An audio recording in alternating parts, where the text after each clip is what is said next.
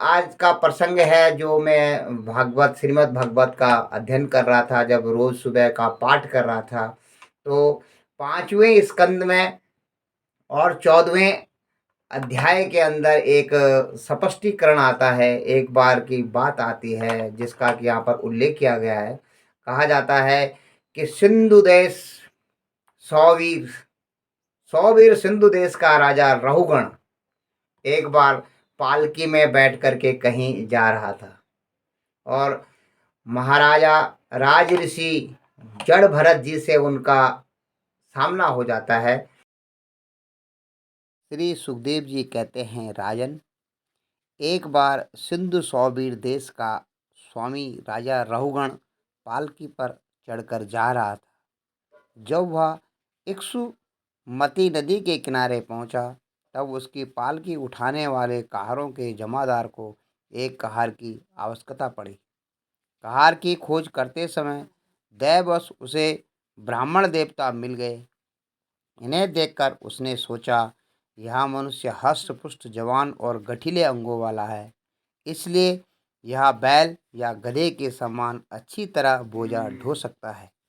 यह सोचकर उसने बेगार में पकड़े हुए अन्य कहारों के साथ इन्हें भी बलात् पकड़कर पालकी में जोड़ दिया।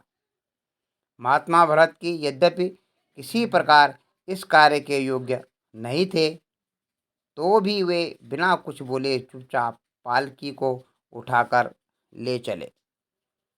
वे दुजबर को ही जीव पैरों तले दब न जाए, इस डर से आगे की एक बाण पृथ्वी देखकर चलते थे। इसलिए दूसरे कहारों के साथ उनकी चाल का मेल नहीं खाता था। अतः जब पालकी टेढ़ी सीधी होने लगी, तब यह देखकर राजा रहुगण ने पालकी उठाने वालों से कहा, अरे कहारो, अच्छी तरह चलो। पालकी को इस तरह ऊंची नीची करके क्यों चलते हो?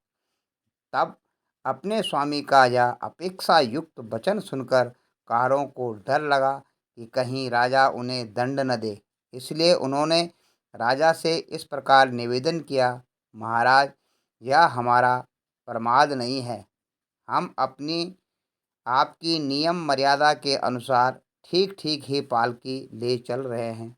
यह एक नया कहार अभी अभी पालकी में लगाया गया है, तो भी यह जल्दी जल्दी नहीं चलता। हम लोग इसके साथ पालकी नहीं ले जा सकते। कहारों के ये दीन वचन सुनकर राजा रहुगण ने सोचा कि संसर्ग से उत्पन्न होने वाला दोष एक व्यक्ति में होने पर भी उससे संबंध रखने वाले सभी पुरुषों में आ सकता है। इसलिए यदि इसका प्रतिकार न किया जाए तो धीरे धीरे ये सभी कहार अपनी चाल बिगाड़ लेंगे। ऐसा सोचकर राजा रहुगण को कुछ क्रोध हो आया। यद्यपि उसने महापुरुषों का सेवन किया था, तथापि क्षत्रिय स्वभाववश बलात् उसकी बुद्धि रजोगुण से व्याप्त हो गई, और वह उन द्विज श्रेष्ठ से, जिनका ब्रह्म तेज भस्म से ढके हुए अग्नि के समान प्रकट नहीं था, इस प्रकार व्यंग भरे वचन कहने लगा, अरे भैया, बड़े दुख की बात है। अवश्य ही तुम बहुत थक गए हो। ज्ञात होता है कि तुम्हारे इन साथियों ने तुम्हें तनिक भी सहारा नहीं लगाया। इतनी दूर से तुम अकेले ही बड़ी देर से पालकी ढोते आ रहे हो। तुम्हारा शरीर भी विशेष मोटा ताजा और हट्टा कट्ठा नहीं है, और मित्र बुढ़ापे ने अलग तुम्हें दबा रखा है। इस प्रकार बहुत ताना मारने पर भी वे पहले की भांति चुपचाप पालकी उठाए चलते रहे। उन्होंने इसका कुछ भी बुरा न माना, क्योंकि उनकी दृष्टि में तो पंचभूत, इंद्रिय और अंतःकरण का संघात, यह अंतिम शरीर अविद्या का ही कार्य था। वह विविध अंगों से युक्त दिखाई देने पर भी वस्तुतः था ही नहीं।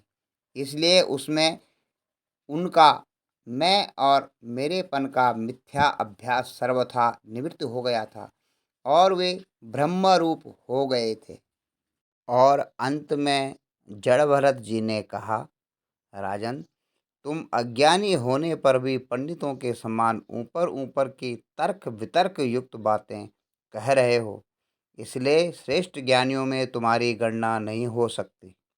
तत्वज्ञानी पुरुष इस अविचार, सिद्धि, स्वामी, सेवक आदि व्यवहार तो तत्व विचार के समय सत्य रूप से स्वीकार नहीं करते हैं।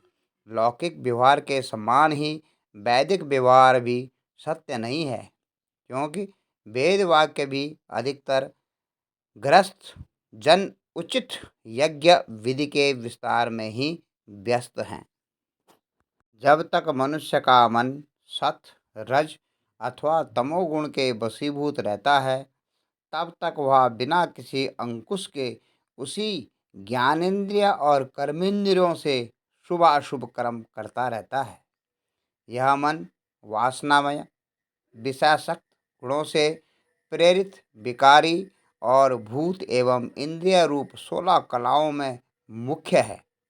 यही भिन्न भिन्न नामों से देवता और मनुष्य आदि रूप धारण करके शरीर रूप उपाधियों के भेद से जीव की उत्तमता और अधमता का कारण होता है। यह मायामय मन संसार चक्र में छलने वाला है। यही अपनी देह के अभिमानी जीव से मिलकर उसे काल चक्र से प्राप्त हुए सुख, दुख और इनसे व्यतिरिक्त मोह रूप असंभावी फलों की अभिव्यक्ति कराता है। जब तक यह मन रहता है, तभी तक जागृत और स्वप्नावस्थाओं का व्यवहार प्रकाशित होकर जीव का दृश्य बनता है। इसलिए पंडित जन मन को ही त्रिगुणमय अधम संसार का और गुणातीत परम उत्कृष्ट मोक्ष पद का कारण बताते हैं। विषयासक्त मन जीव को संसार संकट में डाल देता है और विषयहीन होने पर वही उसे शांतिमय मोक्ष पद प्राप्त करा देता है। जिस प्रकार घी से भीगी हुई पत्ती को खाने वाले दीपक से धुएं वाली शिखा निकलती रहती है और जब घी समाप्त हो जाता है, उसी प्रकार विषय और कर्मों से आसक्त हुआ मन तरह तरह की वृत्तियों का आश्रय लिए रहता है और उनसे मुक्त होने पर वह अपने तत्व में लीन हो जाता है। वीरवर, 5 कर्मेंद्रियां, 5 ज्ञानेंद्रियां और एक अहंकार, ये 11 मन की वृत्तियां हैं। और 5 प्रकार के क्रम, 5 तन्मात्राएं, एक शरीर, ये 11 उसके आधारभूत विषय कहे जाते हैं।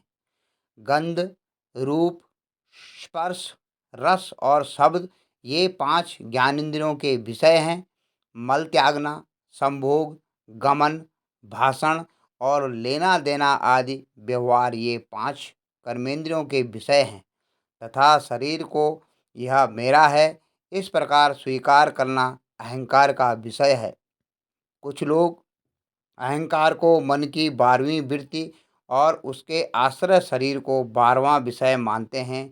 ये मन की 11 वृत्तियां द्रव्य, विषय, स्वभाव, आशय, संस्कार, क्रम और काल के द्वारा सैकड़ों, हजारों और करोड़ों भेद में परिणित हो जाती हैं, किंतु इनकी सत्ता क्षेत्रज्ञ आत्मा की सत्ता से ही है।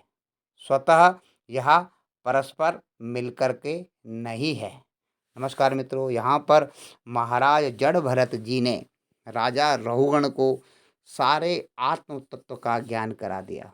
और यहाँ पर वे कहते हैं कि हे वीरवर, 5 कर्मेंद्रियाँ, 5 ज्ञानेंद्रियाँ। आप जानते हैं कि कर्मेंद्रियाँ कौन हैं और ज्ञानेंद्रियाँ कौन हैं, जिनसे आपको ठंड, गर्मी, सर्दी, भूख, प्यास, आवाज़, शब्द, स्पर्श का ज्ञान होता है, वे ज्ञान इंद्रियाँ हैं। और जिनसे आप कर्म करते हैं, मल त्याग करना, संभोग करना, एक जगह से दूसरी जगह जाना, भाषण करना, और जिन हाथों से आप लेना देना करते हैं, जिन पैरों से आप चल कर के एक दूसरे के पास जाते हैं, जिस पानी से आप व्यवहार करते हैं, बातचीत करते हैं, व्यापार में मगन रहते हैं, और जिनसे आप संतान उत्पत्ति करते हैं, और जो आपके मल मूत्र त्याग करने का द्वार है, जिससे आप संसार में अशिष्ट पदार्थ को बाहर निकालते हैं, ये आपके कर्मेंद्रियां हैं और जिनसे आपको विषयों का ज्ञान होता है, खट्टा मीठा, सर्दी गर्मी, जिनसे आप सुन पाते हैं, रूप रस गंध शब्द स्पर्श को महसूस कर पाते हैं,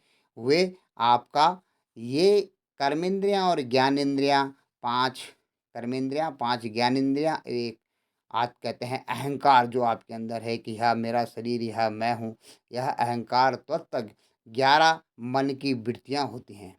और यही मन की वृत्तियां अलग अलग समय में द्रव्य, विषय, स्वभाव, आशय, संस्कार, कर्म और काल के अनुसार सैकड़ों, हजारों नहीं करोड़ों भेद में परिणित हो जाती हैं और इनकी अनगिनत लहरें, शाखाएं निकल पड़ती हैं। जय हिंद, जय भारत, जय उत्तराखंड। आज के विषय में इतना ही। क्रमशः आगे भगवद गीता के ज्ञान में हम और आप चर्चारत रहेंगे। जय हिंद, जय भारत और जय उत्तराखंड। आज आप सबको नव वर्ष, हिंदू नूतन वर्ष की बहुत बहुत कामनाएं। चैत्र नवरात्रों के प्रथम दिवस की बहुत बहुत आपको बधाई हो। और पोंगल जो आपका राष्ट्रीय, जो आपका यूं कहें कि नए नूतन वर्ष का जो पहला त्यौहार माना जाता है पोंगल, उसकी भी आपको बहुत बहुत बधाइयाँ। जय हिंद, जय भारत और जय उत्तराखंड। सभी सुखी रहें, सर्वे भवन्तु सुखिनः, सर्वे सन्तु निरामया, सर्वे भद्राणि पश्यन्तु, माँ कश्चित् दुःख भाग् भवेत्।